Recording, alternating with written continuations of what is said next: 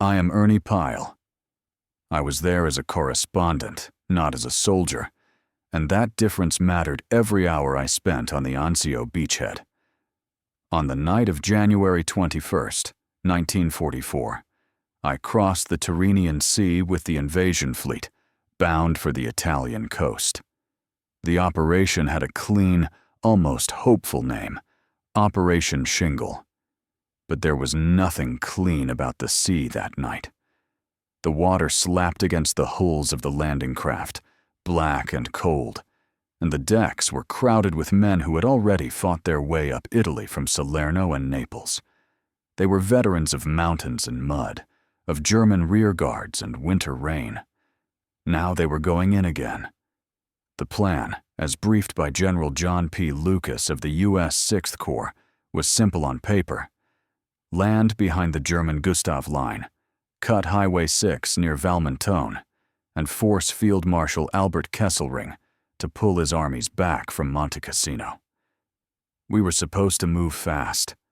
Speed was the one thing we could not afford to lose. At 0200 hours on January 22nd, the first waves hit the beaches near Anzio and Nettuno. I went in after them, stepping off a landing craft into shallow water that soaked my boots and trousers in seconds. There was no immediate enemy fire.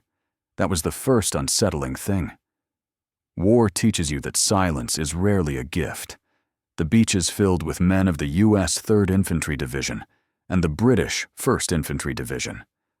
Sherman tanks crawled ashore, their engines clattering, exhaust mixing with the smell of salt and oil. Engineers marked lanes through the sand. Medical corpsmen crouched beside stretchers that, for the moment, were empty. By daylight, the beachhead was secure. Too secure. The men expected counterfire, expected mortars and machine guns. Instead, they dug in and waited.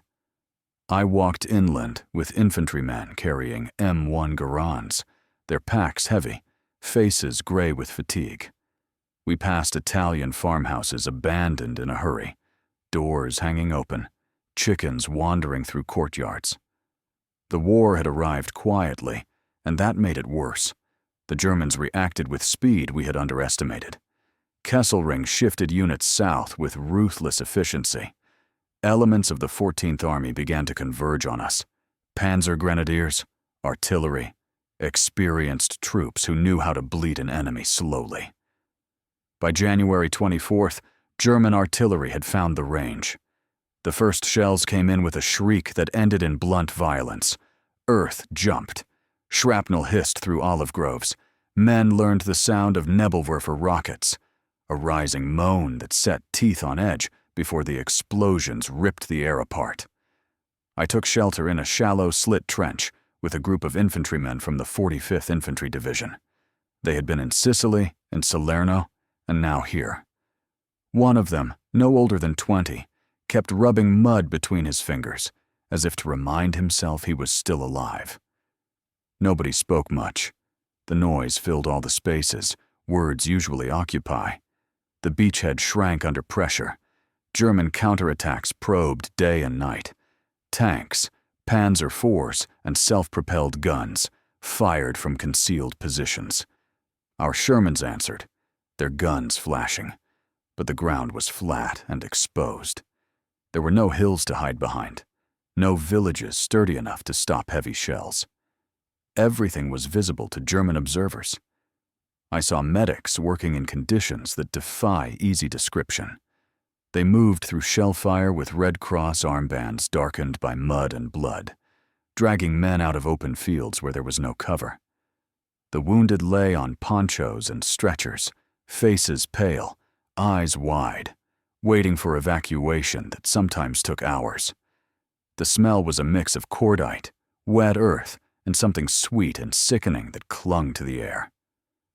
By early February, the Germans launched major counteroffensives. On February 3rd, and again on February 7th, they struck with infantry supported by armor and heavy artillery. The ground shook continuously. Foxholes collapsed.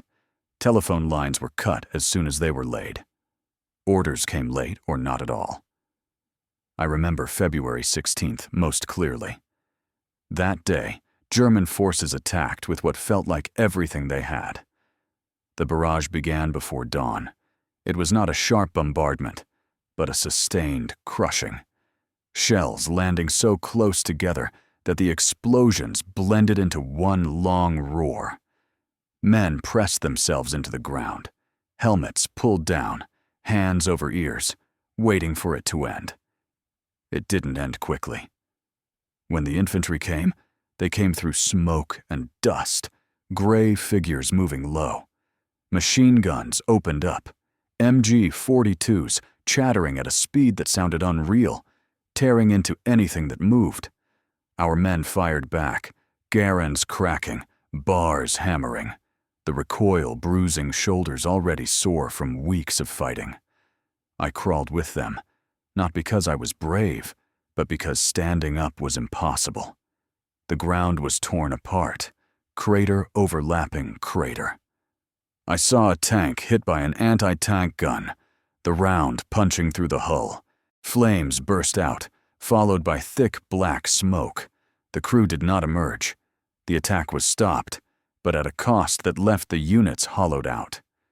Companies were reduced to platoons to handfuls of men who no longer remembered the names of everyone they had lost. Rain came, turning the fields into mud that swallowed boots and tracked vehicles alike. The dead could not always be moved right away. They lay where they had fallen, covered with ponchos if there were any to spare. The living stepped around them, careful, as if afraid of causing offense. I slept in short stretches, wrapped in a blanket that never seemed to get dry. Rats moved through the lines at night, bold from hunger. Artillery fired almost constantly, both sides locked in a brutal stalemate. There was no sense of forward movement, only of endurance. The men talked about home rarely and briefly. It hurt too much. Instead, they talked about practical things, food, cigarettes, whether the mail would ever get through. When replacements arrived, they looked impossibly young. The veterans watched them quietly, knowing some would not last the week. March brought no immediate relief, but it brought change. The beachhead held. Reinforcements arrived. The front stabilized enough for planning to resume.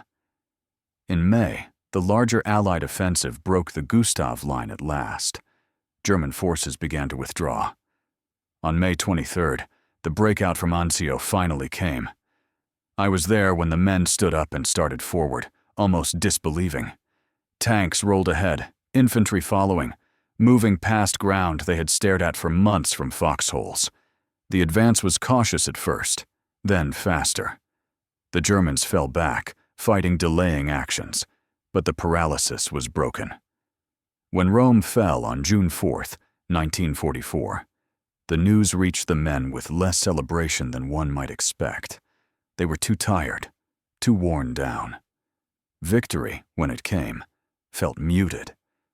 2 days later, the landings in Normandy began, and Anzio was already slipping into the background of history.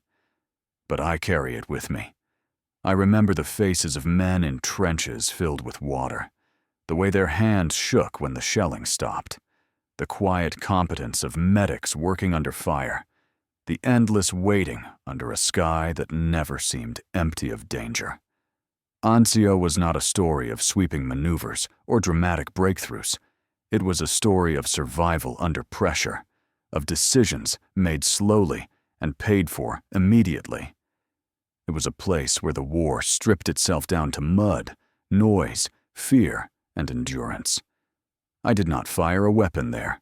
I did not give orders or save lives. I watched, and I wrote, and I tried to remember.